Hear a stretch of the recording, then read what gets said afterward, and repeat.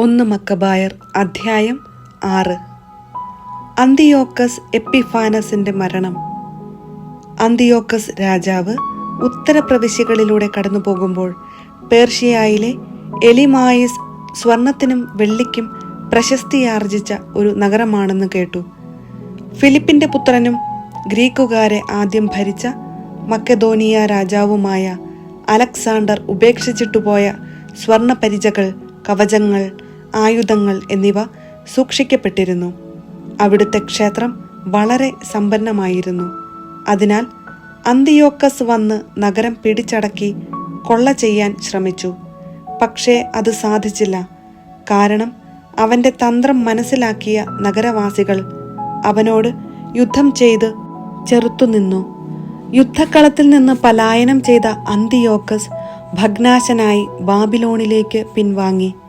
യൂദാദേശം ആക്രമിക്കാൻ പോയ സൈന്യം പരാജയപ്പെട്ടുവെന്ന് പേർഷ്യയിൽ വെച്ച് ഒരു ദൂതൻ അന്തിയോക്കസിനെ അറിയിച്ചു. ലിസിയാസ് ആദ്യം ശക്തമായൊരു സൈന്യവുമായി ചെന്നെങ്കിലും യഹൂദർ അവനെ തുരത്തിയോടിച്ചു. തങ്ങൾ തോൽപ്പിച്ച സൈന്യങ്ങളിൽ നിന്ന് പിടിച്ചെടുത്ത ആയുധങ്ങൾ, വിഭവങ്ങൾ, കൊള്ളവസ്തുക്കൾ എന്നിവ കൊണ്ട് യഹൂദരുടെ ശക്തി വർദ്ധിച്ചിരിക്കുന്നു. ജെറുസലേമിലെ ബലിപീഠത്തിൽ അവൻ സ്ഥാപിച്ച മ്ലേച്ഛ വിഗ്രഹം അവർ തച്ചുടച്ചു. വിശുദ്ധ മന്ദിരത്തിനു ചുറ്റും മുൻപുണ്ടായിരുന്നതുപോലെ ഉയരമുള്ള മതിലുകൾ പണിയുകയും അവന്റെ നഗരമായ ബത്സൂറിനെ കോട്ട കെട്ടി സുശക്തമാക്കുകയും ചെയ്തിരിക്കുന്നു. ഈ വാർത്ത കേട്ടപ്പോൾ രാജാവ് അത്ഭുത സ്തബ്ധനായി. തന്റെ പദ്ധതികൾ അനുസരിച്ച് കാര്യങ്ങൾ നടക്കാഞ്ഞതുമൂലം ദുഃഖാർത്തനും രോഗിയുമായി തീർന്ന അവൻ കിടപ്പിലായി. ആഴമേറിയ ദുഃഖത്തിന് അധീനനായി തീർന്ന അവൻ വളരെ നാൾ കിടക്കയിൽ തന്നെ കഴിഞ്ഞു. മരണമടുത്തുവെന്ന് അവന് ഉറപ്പായി. അതിനാൽ സുഹൃത്തുക്കളെ അടുക്കൽ വിളിച്ചു പറഞ്ഞു, എനിക്ക് ഉറക്കമില്ലാതായിരിക്കുന്നു. ആകുലതയാൽ എൻ്റെ ഹൃദയം തകരുന്നു. ഞാൻ എന്നോട് തന്നെ പറഞ്ഞു പോകുന്നു. പ്രതാപകാലത്ത് ദയാലുവും ജനസമ്മതനുമായിരുന്ന എനിക്ക് എത്ര വലിയ ദുരിതമാണ് വന്നു ഭവിച്ചിരിക്കുന്നത്. എത്ര ആഴമുള്ള കയത്തിൽ ഞാൻ വീണുപോയിരിക്കുന്നു. ജെറുസലേമിൽ ഞാൻ ചെയ്ത അകൃത്യങ്ങൾ ഞാൻ ഓർക്കുന്നു. അവളുടെ കനകരജത പാത്രങ്ങളെല്ലാം ഞാൻ കവർച്ച ചെയ്തു. ഒരു കാരണവും കൂടാതെ യൂദാ നിവാസികളെ നശിപ്പിക്കാൻ ഞാൻ സൈന്യത്തെ വിട്ടു. ഇതിനാലാണ് ഈ അനർത്ഥങ്ങൾ എനിക്ക് വന്നുകൂടിയതെന്ന് ഞാൻ അറിയുന്നു. ഇതാ, അന്യദേശത്ത് കിടന്നു ദുഃഖാധിക്യത്താൽ ഞാൻ മരിക്കുന്നു.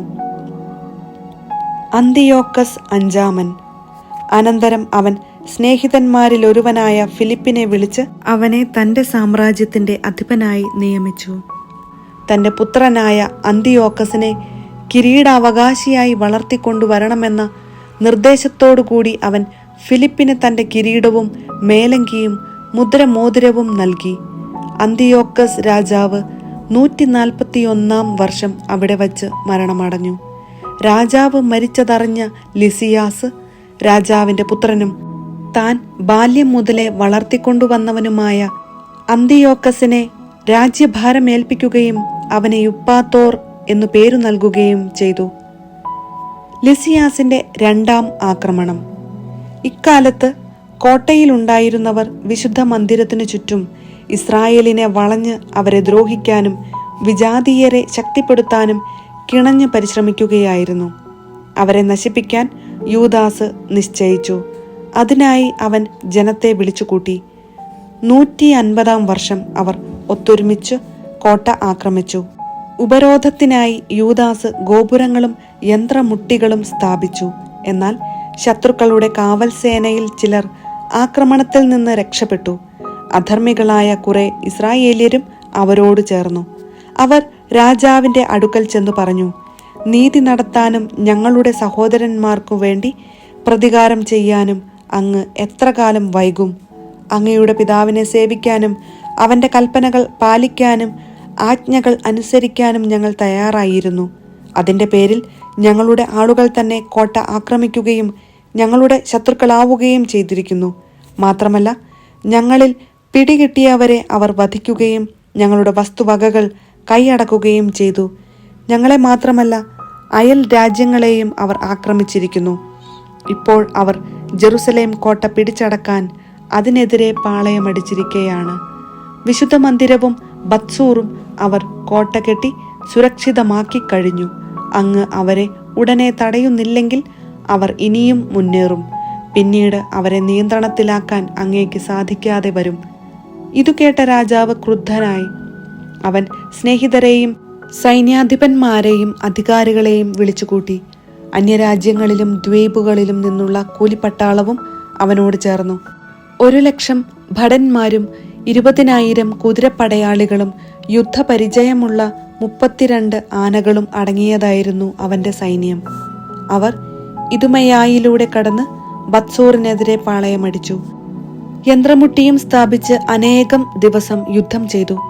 എന്നാൽ യഹൂദർ കോട്ടയ്ക്ക് പുറത്തു വന്ന് ഇവ തീ വച്ച് നശിപ്പിക്കുകയും പൗരുഷത്തോടെ പൊരുതുകയും ചെയ്തു.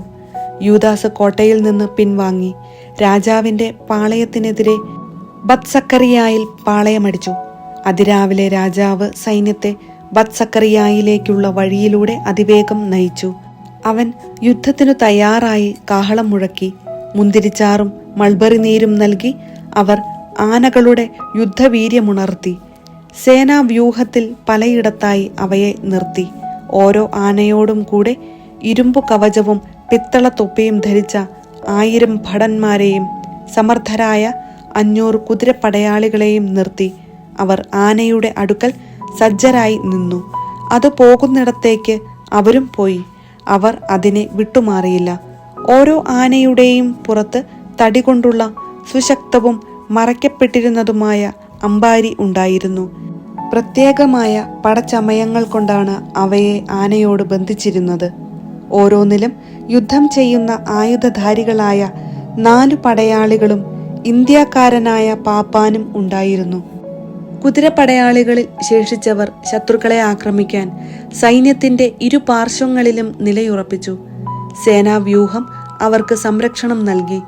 സ്വർണവും പിത്തളയും കൊണ്ടുള്ള പരിചകളിൽ തട്ടി സൂര്യപ്രകാശം പ്രതിഫലിച്ചപ്പോൾ കുന്നുകൾ തിളങ്ങുകയും കത്തുന്ന പന്തങ്ങൾ പോലെ കാണപ്പെടുകയും ചെയ്തു. രാജസൈന്യത്തിൽ ഒരു വിഭാഗം ഉയർന്ന കുന്നുകളിലൂടെയും മറ്റേ വിഭാഗം സമതലത്തിലൂടെയും ക്രമമായി ധീരതയോടെ മുന്നേറി. ആ വലിയ പടനീക്കത്തിന്റെ ആരവവും ആയുധങ്ങളുടെ ഇരമ്പലുകളും കേട്ടവരെല്ലാം ഭയചകിതരായി. ആ വ്യൂഹം അത്രയ്ക്കു വലുതും ശക്തവുമായിരുന്നു. യൂദാസും സൈന്യവും അവരോടേറ്റുമുട്ടി. രാജസൈന്യത്തിലെ 600 പേർ കൊല്ലപ്പെട്ടു. അവരാൻ എന്ന് വിളിക്കപ്പെടുന്ന എലയാസർ യുദ്ധമൃഗങ്ങളിലൊന്നിന്മേൽ രാജകീയമായ പടച്ചട്ട സജ്ജീകരിച്ചിരിക്കുന്നതായി കണ്ടു. മറ്റുള്ളവയേക്കാൾ ഉയരമുണ്ടായിരുന്നു ആ മൃഗത്തിന്. രാജാവ് അതിന്റെ പുറത്തായിരിക്കുമെന്ന് അവൻ കരുതി.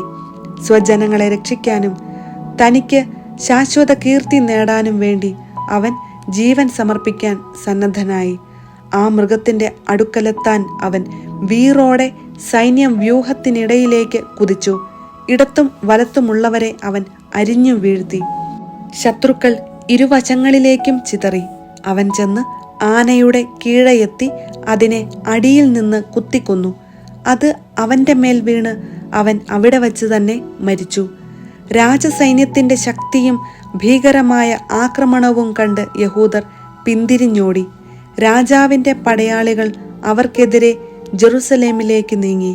അവർ യൂദായിലും സിയോൻ മലയിലും പാളയമടിച്ചു. രാജാവ് ബത്സൂർ നിവാസികളുമായി സമാധാനയുടമ്പടി ചെയ്തു. അവർ നഗരം ഒഴിഞ്ഞുകൊടുത്തു. കാരണം ഉപരോധത്തെ ചെറുക്കാൻ വേണ്ടത്ര ഭക്ഷണ സാധനങ്ങൾ അവർക്ക് ഉണ്ടായിരുന്നില്ല. അത് ദേശത്തിന്റെ സാപത്തു വർഷമായിരുന്നു. അങ്ങനെ രാജാവ് ബത്സൂർ കൈവശപ്പെടുത്തി. അവിടെ ഒരു കാവൽ സൈന്യത്തെ ഏർപ്പെടുത്തുകയും ചെയ്തു. അനന്തരം അവൻ വിശുദ്ധ മന്ദിരത്തിനു മുൻപിൽ പാളയമടിച്ചു. വളരെ നാൾ അവിടെ കഴിഞ്ഞു. അവൻ ഉപരോധ ഗോപുരങ്ങളും അഗ്നിയും കല്ലും വർഷിക്കാനുതകുന്ന യന്ത്രങ്ങളും അമ്പ് എയ്യാനുള്ള ഉപകരണങ്ങളും തെറ്റാലുകളും സജ്ജമാക്കി.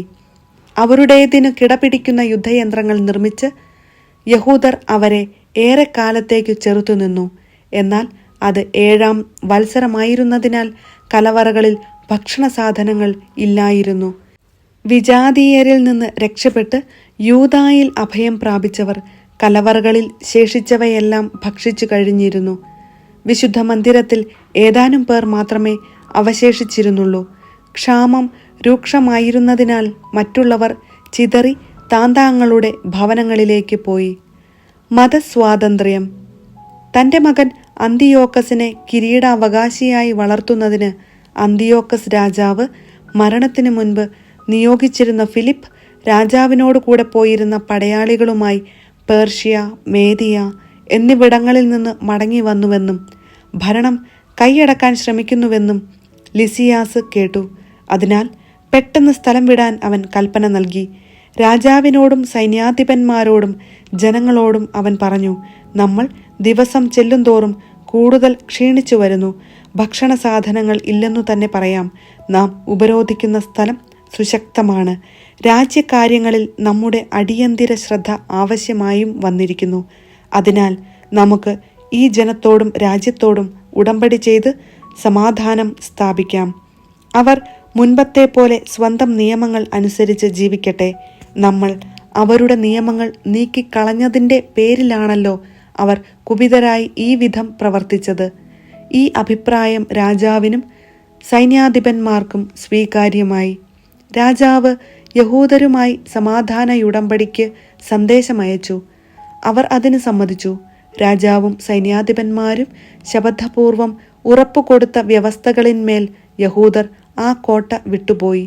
എന്നാൽ സിയോൻ മലയിലെത്തിയ രാജാവ് ആ സ്ഥലം എത്ര ബലവത്തായ കോട്ടയാണെന്ന് കണ്ടപ്പോൾ താൻ ചെയ്ത ശപഥം ലംഘിച്ച് അതിനു ചുറ്റുമുള്ള മതിലുകൾ തകർക്കാൻ ആജ്ഞ നൽകി. അനന്തരം അതിവേഗം അന്ത്യോക്യയിലേക്ക് തിരിച്ചു. നഗരം ഫിലിപ്പ് കൈയടക്കിയിരിക്കുന്നതായി അവൻ കണ്ടു. ഉടനെ ഫിലിപ്പിനെതിരെ യുദ്ധം ചെയ്തു. അവൻ നഗരം വീണ്ടെടുത്തു.